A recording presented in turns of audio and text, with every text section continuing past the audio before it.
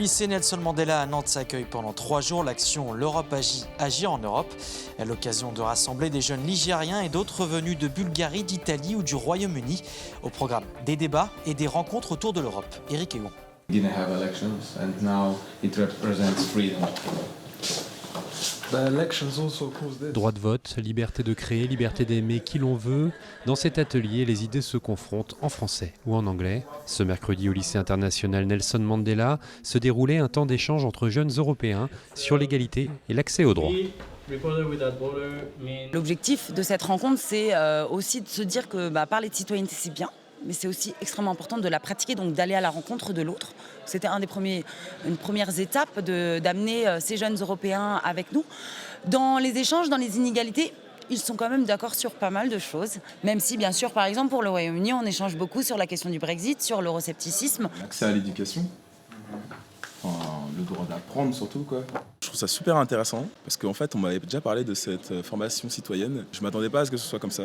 Enfin, je pense qu'après, on a eu le bon thème sur la liberté d'expression et tout ce qui est liberté de la conscience et des religions et tout. Donc, ça permet d'échanger avec d'autres personnes et c'est très, très intéressant, je trouve. C'est sympa, je trouve, de rencontrer des gens d'autres pays d'Europe et de discuter avec eux, c'est cool. Et on voit quand même qu'on a à peu près tous la même idée sur les sujets, en fait. Même si on a des repères différents, en général, on est quand même un peu sur le même axe. Suite et fin de cette école de la citoyenneté, ce jeudi, ces jeunes Européens se rendront au conseil départemental, soumettre leurs idées et en débattre avec les élus locaux. L'éducation nationale dévoile les performances des lycées. Le point sur les établissements du département avec Cécile Petitdent. Toute la philosophie de ces chiffres, c'est de comparer des lycées comparables entre eux, qui ont par exemple le même type de population, et de vérifier si tel ou tel lycée est capable d'accompagner ses élèves au mieux. Mais sur le fond, ce qui est étudié, c'est quand même la réussite au bac. On peut déjà souligner que pour le département, parmi les lycées généraux, seuls des lycées privés atteignent 100% de réussite au bac, mais que tous, quasiment, sont à plus de 90%. Dans le public, à Nantes, le lycée Guisto est à 98%, c'est le meilleur taux, Clémenceau 97% et à Blain, le lycée Camille Claudel est à 96%. Cette étude comporte aussi un taux de réussite attendu. En gros, pour chaque lycée, l'éducation nationale a déterminé un taux atteignable. Par exemple, le lycée Nelson Mandela a obtenu l'an passé au bac 83% de réussite, mais il peut viser 93%, dit le ministère. Il peut donc progresser. Enfin, pour les lycées professionnels, le lycée Nicolas Appert à Orvaux est à 100% de réussite au bac pour ses sections production, tout comme son voisin de Couéron, Jean-Jacques Audubon. Là, ce sont donc les lycées publics qui excellent. Saint-Nazaire a fait le point hier sur les données de l'INSEE concernant sa population et son attractivité. Benoît Balti. Un bassin nazarien de nouveau attractif. Après un solde migratoire négatif pendant plus de 30 ans, la population nazarienne retrouve un début de dynamique depuis 2008.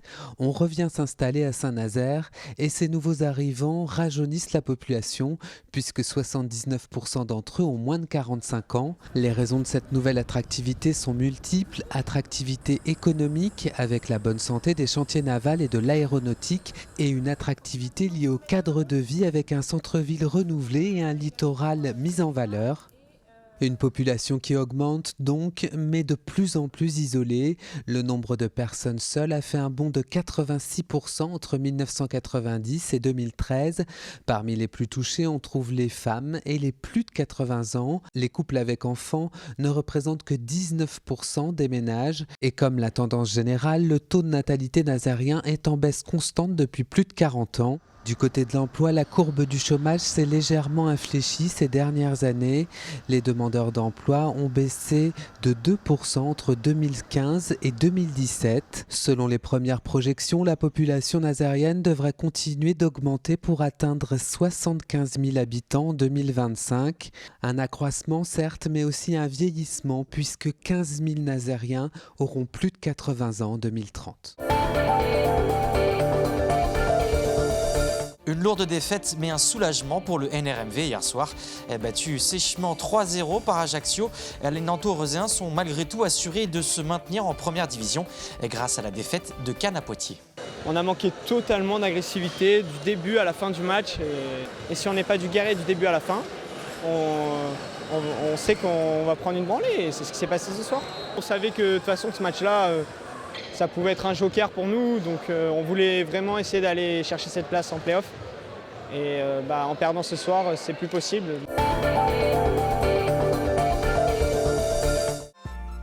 Dans 100 jours, les premières notes de la Nuit de l'Erdre retentiront de nouveau.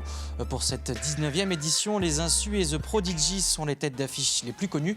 Mais ce n'est pas tout, on connaît désormais la programmation complète. Au niveau local, le Hard Rock d'Elroyce est au programme le vendredi. À signaler également la présence de Vince Hill, le compositeur d'Hocus Pocus, qui présentera son nouveau projet avec Mr. G. Medeiros. Des places pour la journée de samedi sont encore disponibles.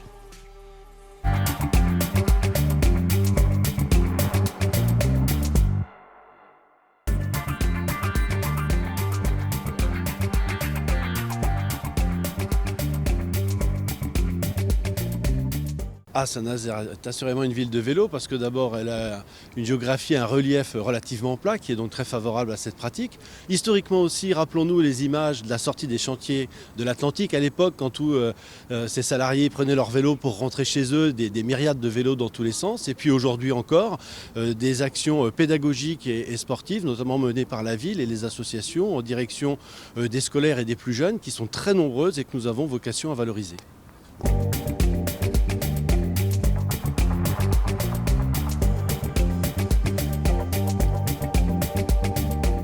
Vélicéo, comme son nom l'indique, c'est un service qui concerne le vélo.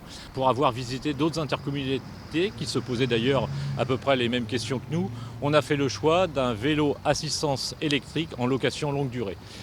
C'est le choix que l'on a fait et qui a pour but d'offrir une offre de transport nouvelle, plutôt ce qu'on appelle autour des modes doux, dans le but, puisqu'on est aussi en réflexion sur le PDU, d'avoir une intermodalité des déplacements offerts sur la Carène. À partir du 10 avril, il suffit de se présenter dans ce local qui est donc et notre opérateur est l'Astrad. Ça rentre dans l'offre globale de mobilité au même titre qu'un abonnement de bus. Et là, c'est un abonnement pour un service location longue durée de vélo assistance électrique. On parle de location, mais c'est le service. C'est-à-dire que les gens, s'ils ont un problème sur le vélo, la prise en charge se fera dans l'abonnement à ce service.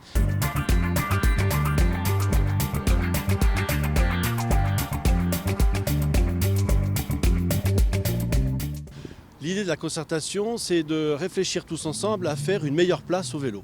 C'est pour nous répondre d'abord à un engagement politique qui est celui en direction du centre-ville, de faire en sorte qu'on y circule mieux et qu'on y vienne plus facilement. Donc comment relier par exemple les 3 grands centres-bourgs au centre-ville et comment apaiser les circulations à l'intérieur du centre-ville, notamment par l'aménagement de zone 30. Autre enjeu également auquel il nous faut répondre, ce sont les enjeux urbains et environnementaux.